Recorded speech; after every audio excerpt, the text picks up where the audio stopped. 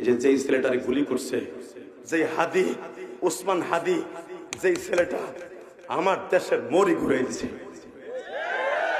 আজকে যেই ছেলেটারে গুলি করলো, আমার সবচেয়ে, আমিও তো চলে যাব, ওসমান হাদিও চলে যাবে, সভাপতি সাহেব চলে যাবে, বিশেষ অতিথিও চলে যাবে, কিন্তু আমার সবচেয়ে বেশি কষ্ট লাগতেছে ওই ওসমান হাদির একটা ছোট্ট মেয়ে আছে। আল্লাহ না করুক, যদি ও চলেই যায়, হয়তো ও তো শহীদ হয়ে যাবে, ওর মেয়েটার অবস্থা কি হবে?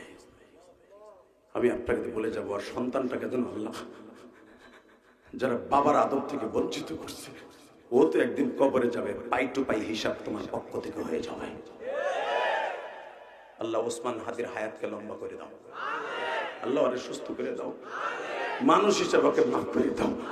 ও কোন দল করে এটা আমার দেখার বিষয় না, তবে ওরে মানুষ হিসাবে, ওর বাচ্চাটার খাতিরে ওর হায়াতকে বিক্রি দাও। টকবুকে একটা যুবক, টকবুকে একটা যুবক এভাবে ঝরে যেতে পারে না। অন্তত দোয়া করবেন তো ইনশাআল্লাহ।